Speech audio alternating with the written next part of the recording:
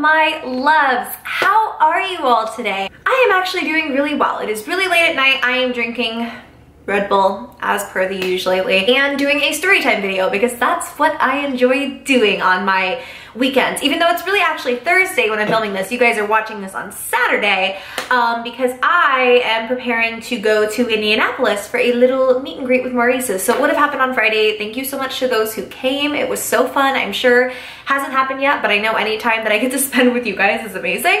And yeah, today I'm going to be talking about why I dropped out of school, why I quit school. This is a video I've always kind of wanted to make, but I was always really scared to be judged on, but I'm gonna talk about it. So before I move any further forward, this is a collab video with one of my best friends in real life, but also on YouTube, Alexandra from Learning to Be Fearless.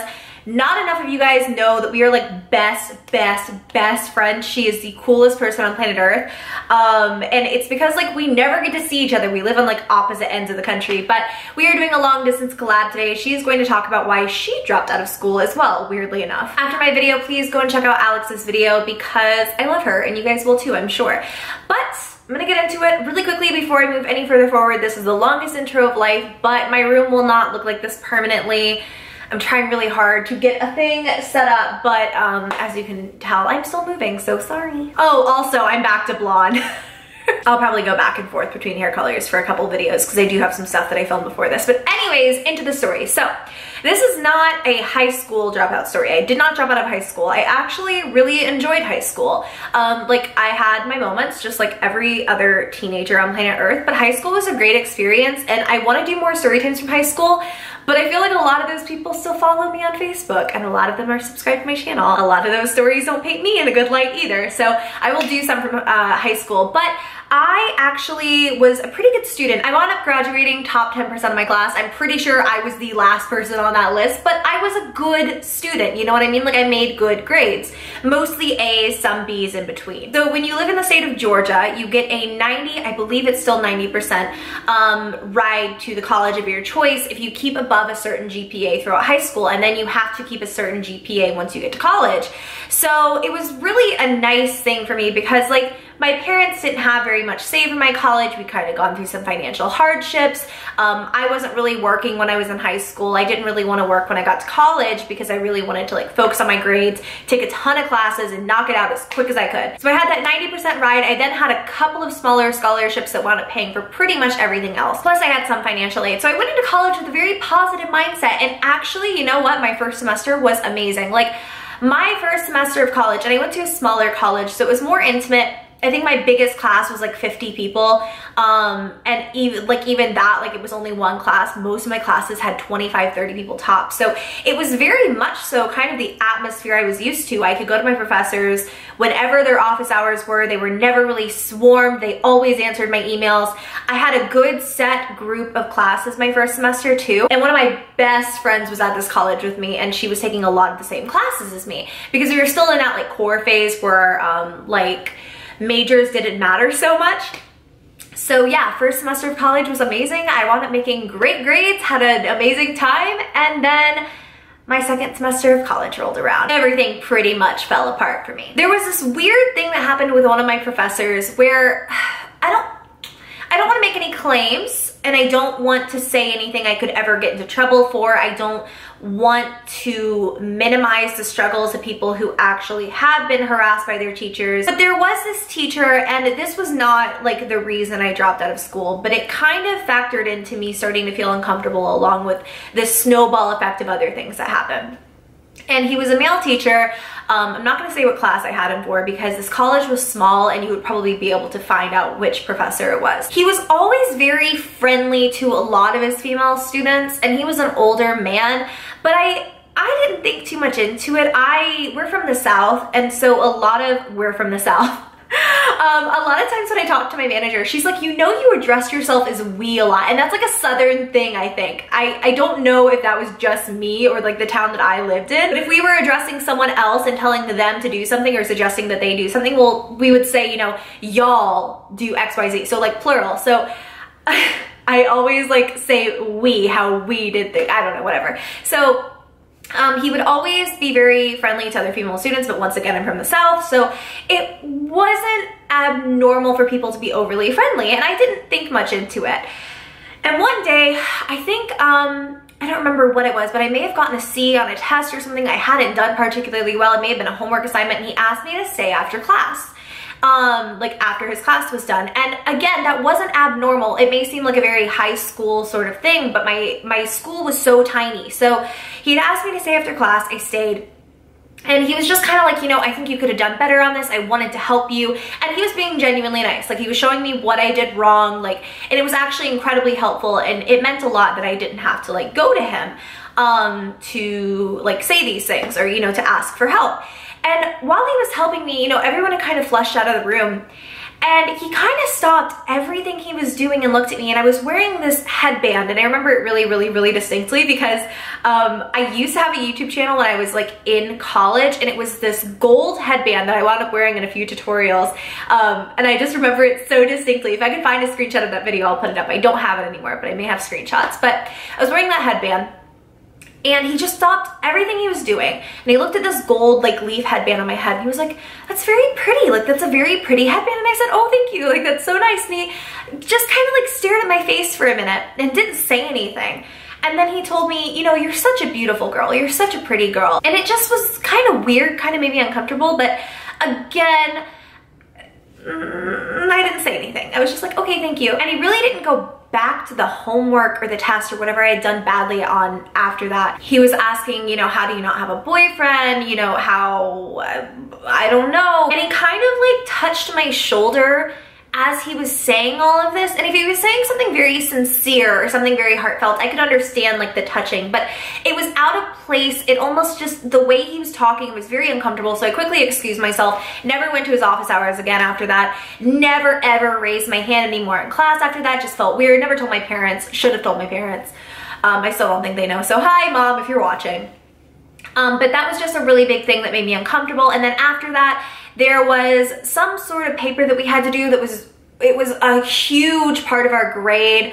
And I'll talk about grades later, and I had written it, and I'm a very, very like avid writer. Writing is a thing I love to do. I loved writing papers even in like high school. So I know it wasn't really bad work, and I got like a solid F, like no explanation, no corrections, no nothing. And it was just very different from like how helpful he had been. And I'm not saying anything, I'm just saying that that was what happened. It was very discouraging and really hard for me. And then the other thing is my parents decided to get a divorce, and that was really hard.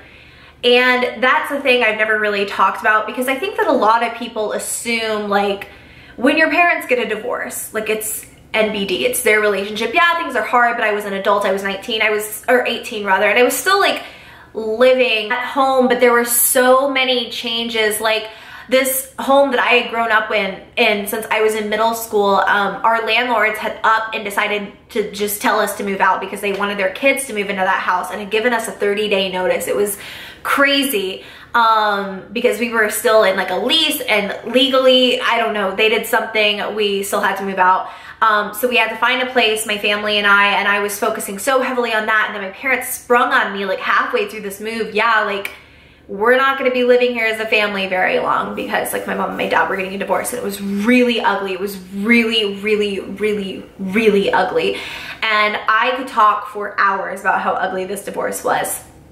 And I love my parents, and they're both in very happy places now. And I think it was all for the best, and it was because like it was meant to happen, but at the time it affected me so heavily, and I could not focus on school after that. I was just not making good grades anymore. I was skipping classes a lot, like a lot, and I mean, there's nothing dumber than skipping class when you're going to college because you're paying for it. Well, I wasn't. I had scholarships covering everything, but that's still so horrible that like people literally paid for me to go to college. Like I had this grant, and I had this money to go to school with, and I was skipping class because like I was depressed, and I had been diagnosed with depression, and this was a time that it was hitting me really hard just because of all of the stuff going on in my life, and because, you know, I have it, like it's a thing that is a thing. I don't know what else to say, but yeah, so it was really hard. And what happened was, as I kind of started getting myself into a better situation in my life, and really kind of started getting myself together as much as humanly possible, I realized how bad my grades were getting. Like, I was failing 3 out of my 5 classes I think I was taking. And then the other 2 I had C's in. So I worked so hard to get my grades back up. I mean, when I tell you I was doing everything I could, and I wound up getting all 3 of my failing classes up to C's, and all 3 of them. One was a 78 and the other 2 were 79s. So I was just shy of a B, and it killed my GPA, and I lost all of my scholarships. And what I wound up doing was the next semester, so my following fall semester, I wound up only taking, I think, I didn't take a full load anymore, but I was still considered a full-time student. So I was taking over 10 hours. At least I think that's what it was. So I was also working at the time. It was my first like real job. I had a seasonal job the year before. At Christmas time, I worked at Bath & Body Works, but it was my first like big girl job basically. So I was working that, I was going to school, I was paying for it all out of my own pocket. And I was just so unmotivated because I couldn't be my major anymore. Okay, so I was pre-med at the time, and I was back and forth. Do I want to major in music? Do I want to major in pre-med? Or do I want to be pre-med? Do I want to go to medical school? All of these things. And I had really come to terms with the fact that I wanted to be a medical student. I really wanted to go through the school. It was going to be a lot of school, a lot of work. And I really decided that was the path I wanted to take in life. And to be so passionate and so excited about something, and to finally realize this was what I wanted, and then to basically be told by my like student counselor at my college, like, you can't be a pre-med student anymore. I mean, you can do whatever you want, but you're not going to get into medical school with your GPA. Like, 3 C's on your transcript is not gonna happen. So to like know that, I was just so unmotivated, and I made okay grades my second round. Wound up re-qualifying for my 90% ride. It's called the Hope Scholarship, if you want to know. But at that point, I didn't even know what to do. My parents were fighting so much, so much. And I was so depressed. I didn't know what I was going to do anymore with my life. I didn't even know who I was, like, if that wasn't the future I was gonna take. I was 19, and as a lot of you may already know, I was in a relationship and I got married. And then that was it. I dropped out of school, I got married, and I moved to Kansas, and that was it. I wound up staying in my school for 1 more semester technically, and I tried to do online classes, and I wound up dropping out when you still had that, like, I think there was a 10-day grace period, and I was just like, this is not gonna work for me. And I've never gone back to college, and I really want to. I've always thought that I wanted to at least get like my associates in something, use those classes that I had towards something good, because I already had a lot of credits from high school in terms of like my AP classes, and well, not like a ton, but I had, you know, a solid amount, so that like most of my core, or all of my core classes rather, were done, and I was starting in my science programs and stuff like that. And I've always kind of wanted to go back, but I never have. So that's my story on why and how I dropped out of school and got married and ran away.